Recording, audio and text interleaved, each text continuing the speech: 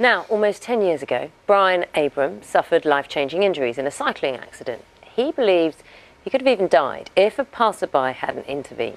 Now, thanks to a remarkable coincidence, he's been reunited with the stranger who saved his life. Very pleased to say they're both here this morning. Tell us what happened. So, Brian, Stephen, lovely to see you this morning. Maybe, Brian, you should pick up the tale. You had a bad accident, didn't you? Yeah, it was very bad, yeah. We stayed overnight with some friends in Manchester, and it was 33 miles to cycle home. So a middle-aged man in Lycra, you know, ready to cycle home. I got 1 mile down the road and I had a horrible accident. I came off my bicycle and I was unlucky because I went over a wall, dropped about 30 feet vertically, hit a tree on the way down, which broke my spine and did lots of other things to me.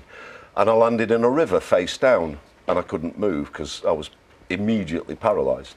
And I was drowning, essentially, I know that. And then eventually I passed out, and I now know that this man came in the river and held my head out of the water so I didn't drown. Steve, do you want to pick up the story? Yeah, so I really shouldn't have been there. We was on a bike ride, me and some family.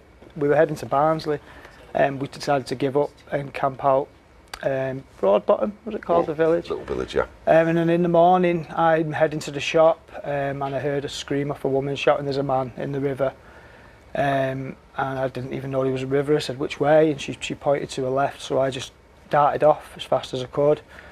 Eventually got there, and I could see on the other side of the river was Brian's bike on the rocks. Couldn't see anybody yet. Carried on going. And then seeing a bike helmet just bobbing on the surface, and as I got closer realised that that was Brian. So I'm shouting for some sort of response, nothing, kicked my shoes off, getting in, and then I heard a groan as I'm on my way over to him. And he was, when I did get to him, he was in and out. He couldn't really breathe properly, could barely say his name properly. So you knew at that point there was obviously a serious injury, so yeah. all you could do, because you're not supposed to move someone obviously if they have had a spinal injury, is just keep his head above water and wait for help. Yeah, because his head was going in and out as he was going to sleep. He was like going in and out of consciousness. So yeah, it was just a case of holding his head in position so it wasn't going in the water but not moving his neck at the same time. Yeah, it was. Well, so we're short of time, so we have to condense the story a little bit. So so we bring two sides back together in the end.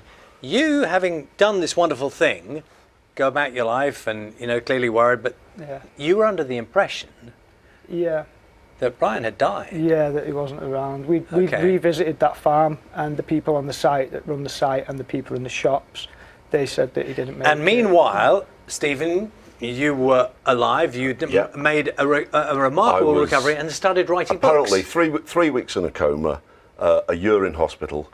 And my little grandson was only 6 months.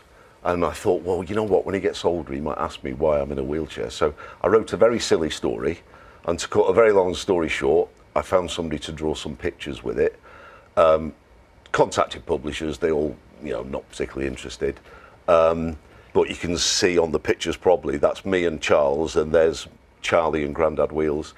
Published it myself with the illustrator.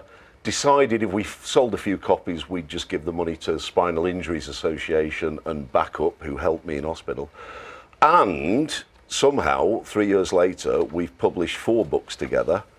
And instead of giving a few £100 to charity, I've managed to give £51,000 Which now. is quite remarkable. And as part of that, though, you go around schools and read the books and explain kind of your story. Correct. And this is where your little girl got involved. Yeah.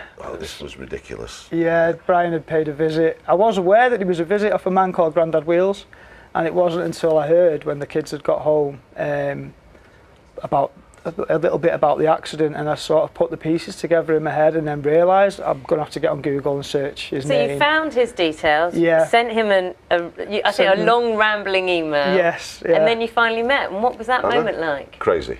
I mean, of all the schools I could have been in the north of England on that day, I happened to be in the school where Emily's dad was the guy who saved my life. It's just a bonkers coincidence. So when we met, I was emotional. It still is. It still is. Do you feel like, I mean, it's an obvious question, there is a special bond Absolutely. between the two? Yeah.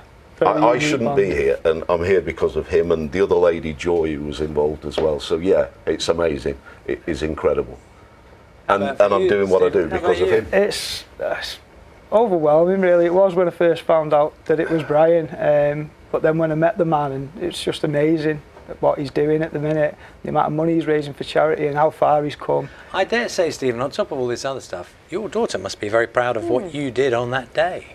Yeah, I'd imagine so. I think so. But yeah, you can answer that one. Then. I know she is because I've seen her, and yeah, she's shy. Incredibly proud. And you know, my grandson's pretty proud of what I'm doing as well. Course. Really, Absolutely. The best, I've seen nearly 20,000 school kids now in primary schools, and just to see them interact with somebody in a wheelchair and see that I'm just actually sort of normal and a happy guy having fun, and it's great. And schools contact me through my website, grandadwheels.com. That's where you can get the books, and every single penny just goes to charity because they're not in shops. I have to do it myself. Well, Brian, Stephen, it's a remarkable friendship you have now. It's a great tale. Thank you both so much. Pleasure. Delightful. Thank you. Thank you. Thank you. You're watching BBC Breakfast. Time now is 8:59.